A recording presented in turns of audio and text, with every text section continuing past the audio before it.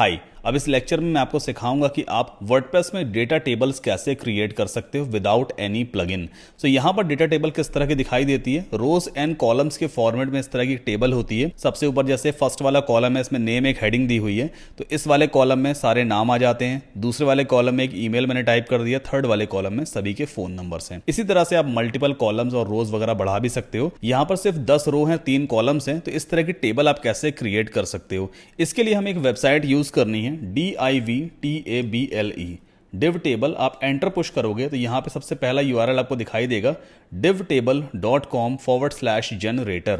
इस वेबसाइट पे हमें जाना है, ये हमारे सामने एक इंटरफेस ओपन हो जाएगा। अब पहले ही आपको डिसाइड कर लेना है आखिर आपको कितने रोज और कितने कॉलम्स की एक टेबल क्रिएट करनी है। मैंने डिसाइड कर रखा है कि मैं यहाँ पर एक टेबल क्रिएट करना चाहता हूँ जिसमें 3 कॉलम्स होंगे। ये पहला कॉलम कहलाएगा नेम वाला, ईमेल वाला दूसरा कॉलम है, फोन नंबर वाला तीसरा कॉलम है, और हमारे पास 6 रो होनी चाहिए। पहली रो तो इस हेडिंग के लिए हो जाएगी, नेम, ईमेल और फोन नंबर, और फिर यहाँ से 1 2 3 4 और 1 5 है ना, 5 रो डेटा वाली हो जाएगी। तो टोटल मुझे 6 रो और 3 कॉलम का एक टेबल क्रिएट करना है। तो हम यहाँ पे पहले स्ट्रक्चर चूज करते हैं। 3 कॉलम्स ये हो गए और 6 रो होनी चाहिए, 2 3 4 5 6 है ना। जब आप यहाँ पे पहुंच जाओगे तो सिंपली इस पे क्लिक कर देना और आपके सामने इस तरह की टेबल यहाँ पे दिखने लग जाएगी। यहाँ पे तो खराब दिख रही है बट हमारे एंड पे सही दिखाई देगी। कुछ और भी सेटिंग्स यहाँ पे दी हुई हैं। अगर आप बॉर्डर वगैरह दिखाना चाहते हो ना अपनी टेबल में, तो एक काम करो, पहले इसको यहाँ से कंप्लीटली डिलीट कर देना। ये HTML कोड होता है, Ctrl+A करके इसे यहाँ से पहले आप डिलीट करोगे। अगर आपको अपने टेबल के चारों तरफ बॉर्डर दिखाना है तो क्या करना है, पहले हमने यहाँ पे चूज कर लिया है। देखो बॉर्डर की विड्थ यहाँ पे दी है 0, आप यहाँ पे कर दोगे 1।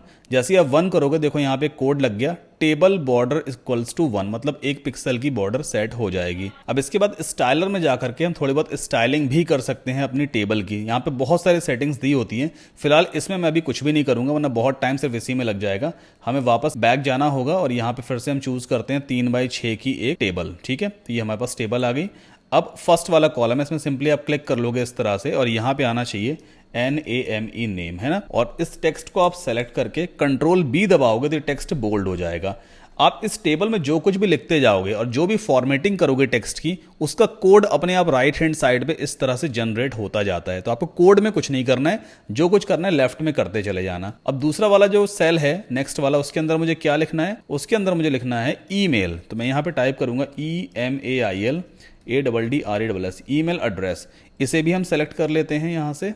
ओके, इस तरह से मैं सेलेक्ट करूंगा, Ctrl+B मैंने दबा दिया। थर्ड वाले कॉलम में क्या आना चाहिए, थर्ड वाले कॉलम में आना चाहिए फोन नंबर। तो हम यहाँ पे टाइप करते हैं PHONENUMBR फोन नंबर, और इस टेक्स्ट को भी हम यहाँ से सेलेक्ट कर लेते हैं। मुझे माउस से सेलेक्ट करना होगा एंड Ctrl+B। ठीक है, तो मेरे पास 3 यहाँ पे बेसिकली कॉलम्स आ गए।